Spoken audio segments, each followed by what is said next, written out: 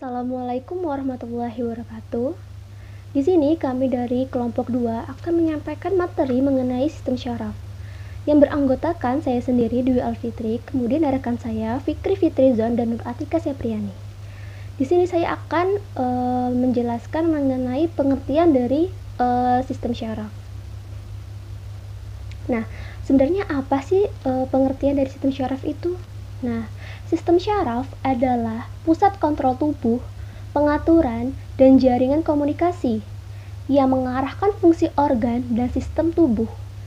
Sebagai pusat dari semua aktivitas mental, meliputi pemikiran, pembelajaran, dan memori. Nah, sebenarnya apa sih fungsi dari sistem syaraf itu? Nah, sistem syaraf merupakan salah satu sistem koordinasi yang bertugas menyampaikan rangsangan dari reseptor untuk dideteksi dan direspon oleh tubuh. Nah, sistem syaraf ini memungkinkan makhluk hidup tanggap dengan cepat terhadap perubahan-perubahan yang terjadi di lingkungan, baik di luar maupun di dalam. Selanjutnya, sistem syaraf itu dikelompokkan menjadi 3 kategori umum. Nah, yang pertama itu ada fungsi sensorik. Nah, di dalam fungsi sensorik ini, sistem syaraf menggunakan jutaan reseptor sensoriknya untuk memantau perubahan yang terjadi baik di dalam dan di luar tubuh. Nah, kemudian yang kedua itu ada fungsi integritas. Nah, sistem syaraf memproses dan menafsirkan input sensorik, kemudian memutuskan apa yang harus dilakukan pada setiap saat. Nah, proses ini disebut dengan integrasi. Kemudian, yang ketiga itu ada motorik sistem. Nah, sistem syaraf mengaktifkan organ efektor, otot dan kelenjar untuk menimbulkan respon. Nah, proses ini disebut dengan output motorik. Selanjutnya, bagian-bagian dari sistem syaraf. Nah, sistem syaraf itu dibagi menjadi 3 bagian. Yang pertama itu ada badan sel, kemudian yang kedua itu ada dendrit, dan yang ketiga itu ada akson. Nah, pertama ada badan sel. Badan sel merupakan bagian yang paling besar dari sel syaraf. Setiap badan sel syaraf mengandung inti tunggal. Nah, badan sel ini berfungsi untuk menerima rangsangan dari dendrit dan meneruskannya ke akson. Nah, di sampingnya itu ada gambar dari badan sel ya. Itu ada tanda panahnya. Kemudian yang kedua itu ada dendrit.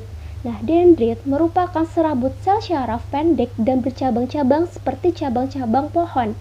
Nah, dendrit merupakan perluasan dari badan sel. Kemudian dendrit itu berfungsi untuk menerima dan mengantarkan rangsangan ke badan sel. Nah, dendrit melekat pada sel yang berfungsi sebagai penerima rangsang, kemudian mengubah rangsangan yang diterima menjadi impuls. Yang ketiga ada akson. Nah, akson ini merupakan serabut sel syaraf panjang yang merupakan penjuluran dari sitoplasma badan sel. Nah, bagian ini biasanya panjang. Di bagian luarnya terdapat lapisan lemak yang disebut dengan myelin. Nah, dibentuknya oleh sel Schwann yang menempel pada akson. Nah, benang-benang halus yang terdapat di dalam akson disebut dengan neurofibril. Nah, pada sel Schwann merupakan sel glia utama pada sistem syaraf perifer yang berfungsi membentuk selubung myelin. Nah, fungsi myelin adalah melindungi akson dan memberi nutrisi. Nah, di samping itu juga ada gambarnya dari akson. Bisa dilihat. Nah, selanjutnya akan dijelaskan oleh rekan saya. Oke, baik, di sini saya akan menjelaskan mengenai susunan saraf pada tubuh manusia. Susunan saraf tersusun atas 2 sistem, yaitu sistem saraf pusat dan sistem saraf tepi. Nah, untuk sistem saraf pusat sendiri terdiri atas 2 bagian utama, yaitu otak dan medula oblongata atau sumsum tulang belakang. Nah, untuk otak secara umum dibagi menjadi 3 bagian, yaitu otak depan atau prosencephalon, kemudian otak tengah atau mesencephalon, dan otak belakang atau promencephalon. Nah, untuk bagian otak depan Bagian ini merupakan bagian yang paling berkembang di otak, bagiannya yang paling menonjol atau bagian yang paling besar pada otak depan ini adalah cerebrum. Nah, di sini terdapat dua lekukan cerebral cortex ya, atau dua lekukan cerebrum. Nah, fungsi dari cerebrum ini sendiri menyangkut pada intelektualitas, artistik, kemampuan kreatif. Nah, bagian ini juga memiliki kapasitas yang lebih tinggi untuk memori dan tingkat belajar. Kemudian bagian otak depan terdiri atas dua bagian, yaitu telencephalon, terdiri atas dua belahan hemispherium cerebri, dan diencephalon yang terdiri atas talamus dan hipotalamus serta bagian kelenjar hipofisis dan pineal. Selanjutnya bagian hemispherium cerebri. Nah, bagian ini terdapat 4 lobus ya. Pertama ada lobus frontalis, berfungsi mengenai intelektual dan kontrol motorik. Kemudian lobus parietalis, kemampuan berbicara dan mengerti.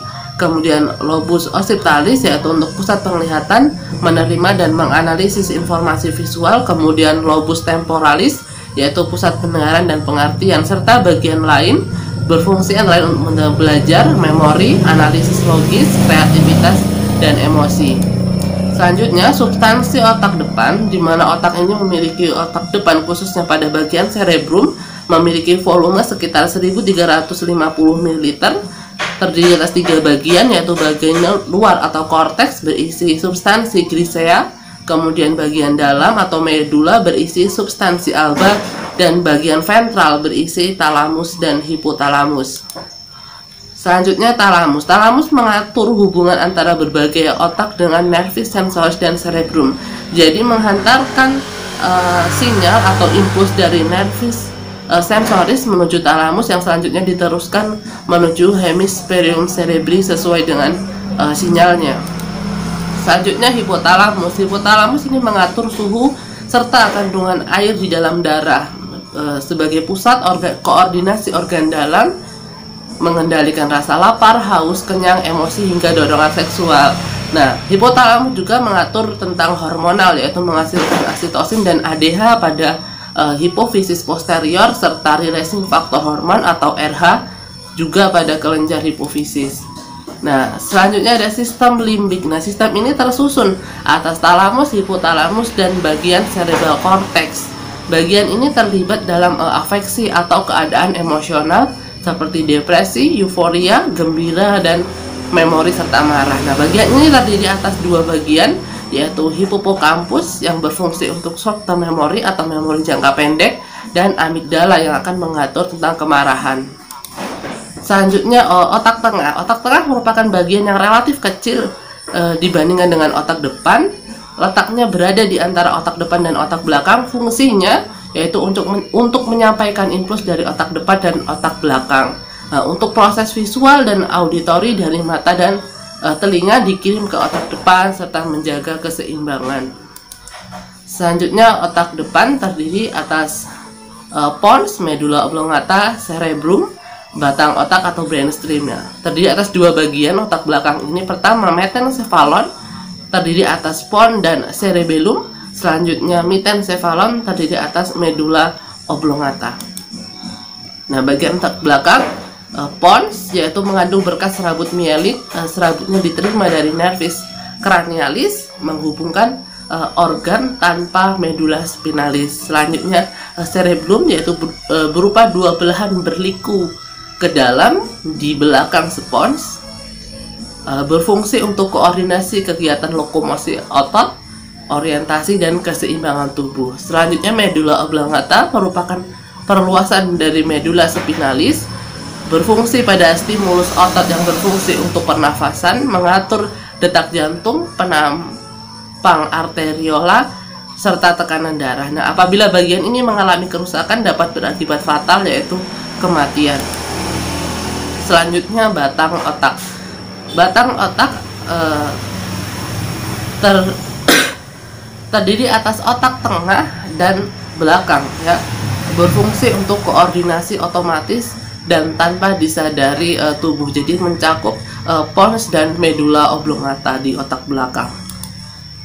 Selanjutnya sistem saraf tepi. Nah, sistem saraf tepi ini mencakup seluruh saraf dan ganglia di luar otak dan medula oblongata atau sumsum tulang belakang, termasuk nervis canalis, nervis spinalis, cerebralis, sistem saraf visceral atau sistem saraf otonom.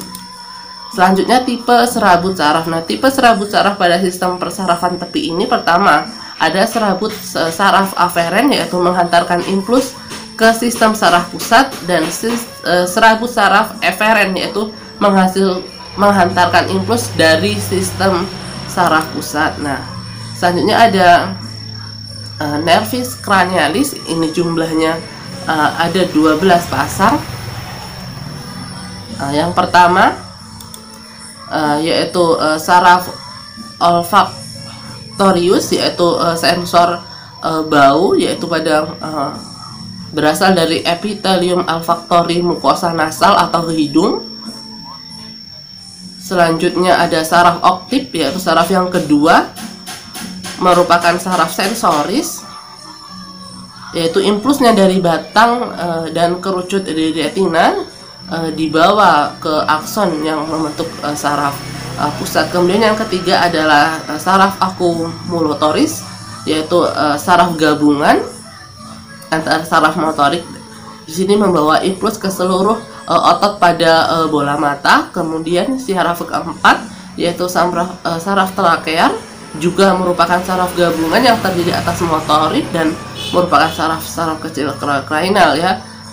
Neuron motorik ini berasal dari langit-langit otak tengah dan membawa impuls ke otot optik superior bola mata. Selanjutnya yang kelima yaitu adalah saraf trigemial, merupakan saraf cranial terbesar, gabungan dari sebagian saraf sensorik dan membentuk saraf sensorik utama pada wajah dan rongga nasal serta rongga oral. Yang keenam adalah saraf abdusen, merupakan gabungan tetapi sebagian besar berupa sistem saraf motorik yang berasal dari sebuah nukleus pada pons yang menginversi otot rectus lateral mata. Selanjutnya saraf ketujuh atau sistem pasangan yang ketujuh yaitu saraf facial, yaitu sistem gabungan yang motorik dalam nukleus pons menginversi otot ekspresi wajah. Selanjutnya yang kedelapan adalah saraf vestibulocularis, hanya terdiri dari saraf sensorik dan memiliki dua divisi, yaitu cabang cochlear atau auditori menyampaikan informasi dan reseptor untuk indera pendengaran dalam organ kortil telinga. Selanjutnya kesembilan adalah saraf glossopharyngeal, yaitu saraf gabungan. Neuron motoriknya berasal dari medula dan menginversi otot untuk bicara dan menelan serta kelenjar ludah, saliva dan parotoid. Selanjutnya yang ke-10 yaitu saraf vagus, yaitu saraf motorik yang berasal dari medula dan menginversi hampir semua organ toraks, dada, dan abdomen atau perut. Selanjutnya saraf aksesori spinal terdiri dari sebagian besar serabut motorik yang berasal dari bagian cranial dan medula dan menginversi otot volunteer, faring, dan laring serta bagian spinal dari spinalis cervix menginversi otot trapezius dan stemocleidomastoideus. Selanjutnya yang terakhir yaitu adalah saraf hipoglossal, yaitu termasuk saraf gabungan, tetapi sebagian besar terdiri dari saraf motorik yang berasal dari medula dan mensuplai otot lidah. Neuron sensorik ini juga membawa informasi dari spindle otot di lidah. Selanjutnya nervis spinalis. Nervis spinalis ini berada di sumsum tulang belakang, tepatnya ada 32 pasang. Dimulai dari persarafan leher terdapat 8 pasang, kemudian punggung 12 pasang, pinggang 5 pasang, kemudian persarafan panggul hingga saraf ekor itu masing-masing 5 dan 1 pasang. Nah, selanjutnya pada sistem saraf otonom kita dikenal dengan persarafan parasimpatik dan simpatik yang sifatnya saling berlawanan. Jadi saya akan melanjutkan presentasi dari teman sebelumnya, yakni tentang gangguan dan kelainan sistem saraf. Nah, apa aja itu?